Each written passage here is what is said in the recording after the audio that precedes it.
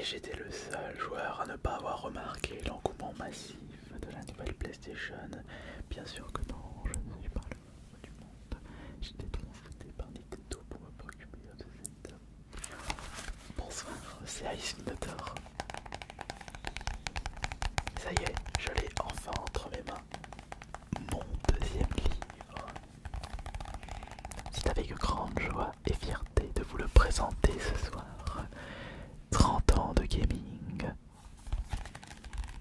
Un livre retraçant ma vie de gamer. Enfin, une partie.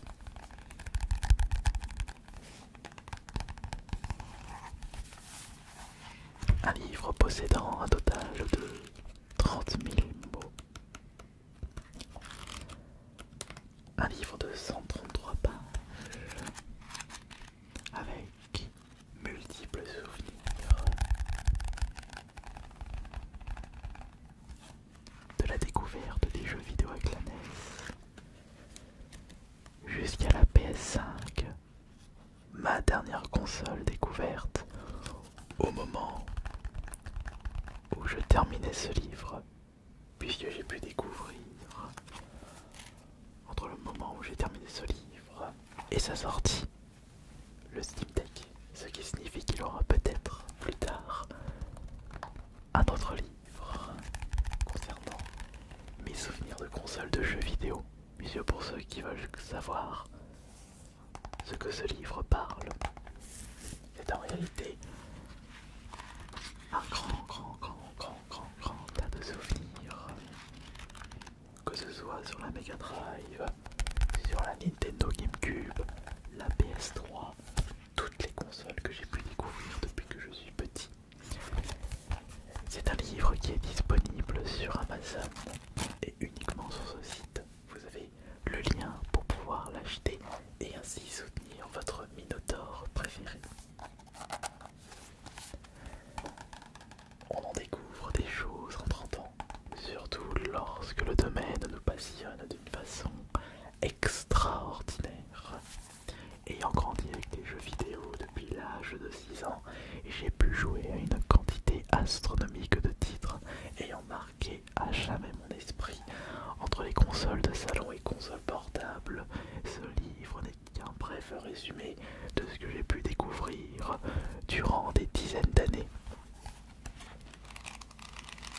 D'ailleurs, je remercie les personnes qui se sont déjà procuré ce livre sur Amazon. Et merci aux personnes qui n'ont pas hésité, enfin qui n'hésiteront pas à donner leur avis sur les étoiles, les avis Amazon, surtout qu'il y en a besoin en ce moment. Alors comment se fait-il? Enfin, qu'est-ce qui m'a motivé à écrire ce deuxième livre? C'est parce que je remarque que plus le temps passe et plus ma mémoire me joue des tours. J'ai comme cette impression d'oublier certaines choses. J'ai peur d'oublier les parties les plus importantes de ma vie.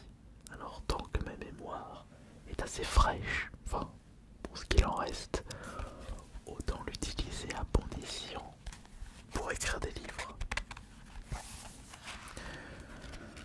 Je peux vous garantir que les premiers chapitres ont été très compliqués à les écrire parce que ma mémoire était assez floue à cette période-là et j'ai dû demander plus de renseignements à ma famille, le grand frère surtout, ainsi que mes parents pour certains détails. Mais une petite anecdote que j'ai précisée dans ce livre, c'est dans le chapitre de la Game Boy.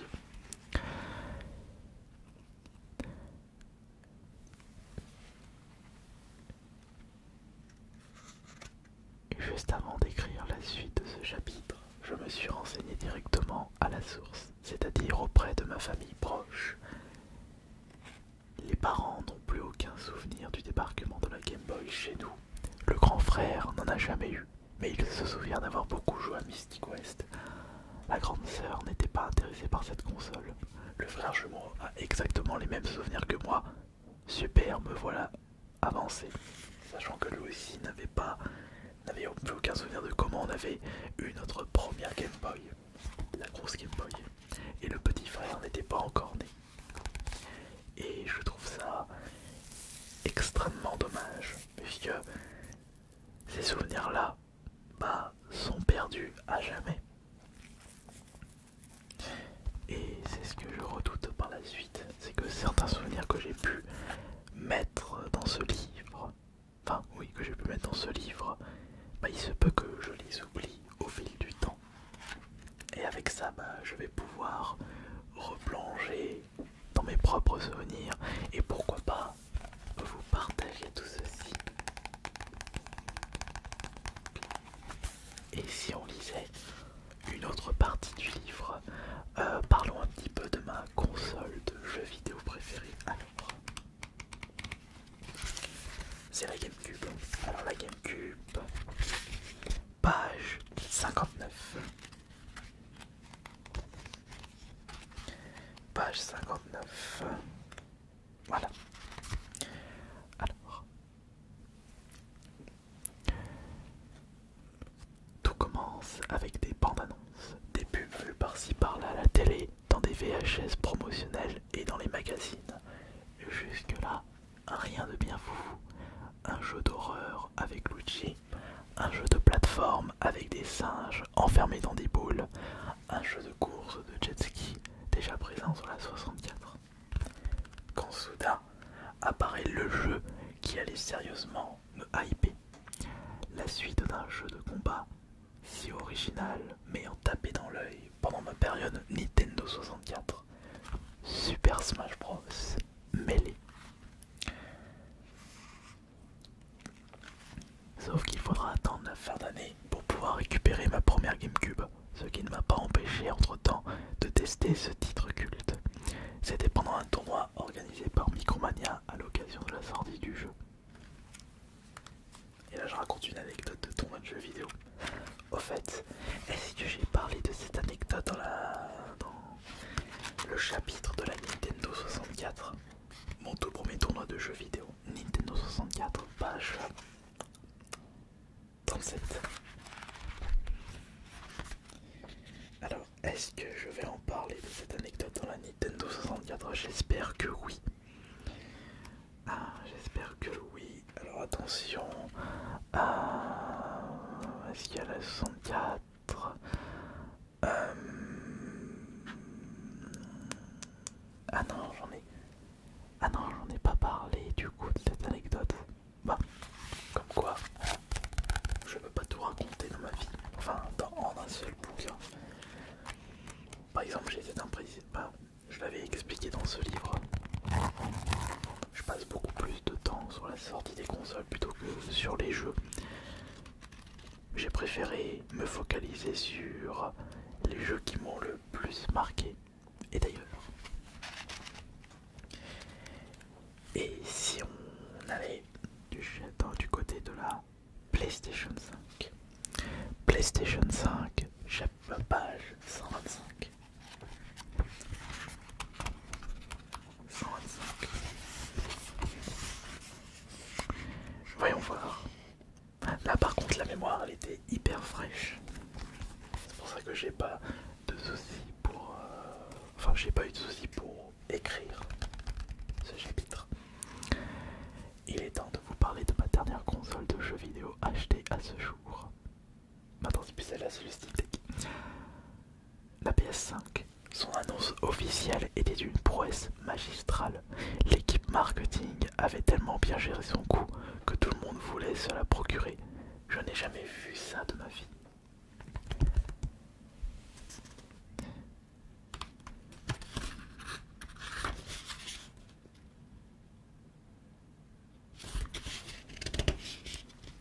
Qu'ai-je acheté comme premier jeu PS5?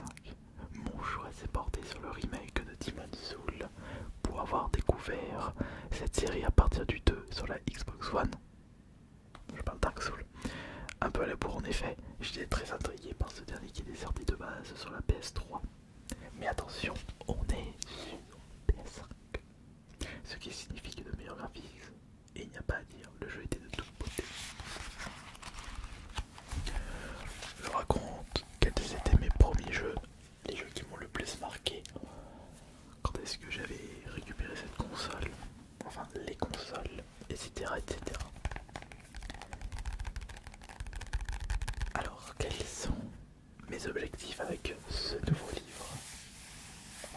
j'avais un objectif durant l'écriture, c'est qu'il soit plus long, qu'il possède plus de mots que le premier livre.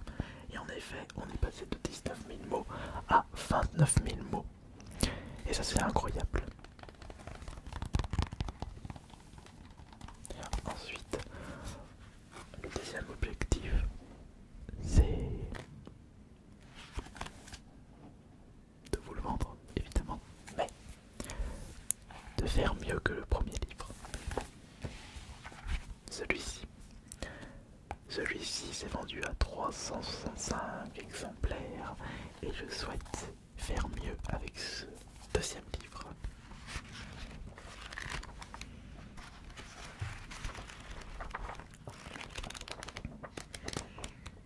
C'est tellement incroyable tout ce que j'ai pu noter dans ce livre, tous ces souvenirs.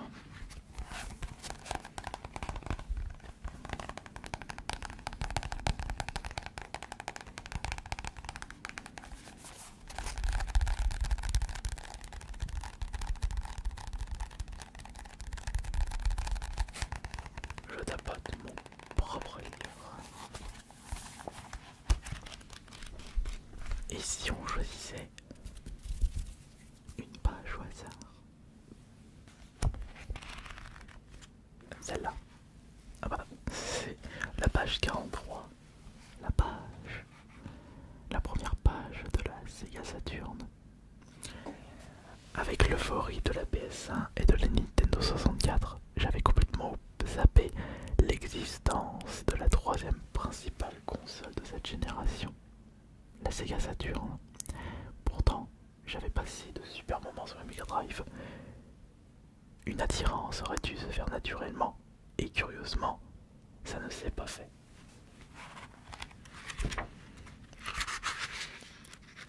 Un chapitre pas long. D'ailleurs, c'est lequel le chapitre le moins long? Je crois que c'est la 3DS. Je vérifie. Ça doit être la 3DS. Ma main coupée. Nintendo 3DS. Oui, page 99. Cette console ne m'a tellement pas marqué qu'elle ne tient que sur 2 pages. Bah, j'allais pas passer beaucoup de temps sur les consoles qui ne m'ont pas marqué. Contrairement à la GameCube ou la Xbox 360. Avec autant de jeux joués et autant de consoles jouées, il était primordial pour moi de mettre ça dans un livre. Alors si vous désirez soutenir cette chaîne et me faire plaisir et connaître un florilège d'anecdotes sur ma vie de gamer, il est disponible sur Amazon et vous avez le lien dans la description. Je tiens à vous remercier pour tout ce que vous m'apportez, quel que soit le réseau social.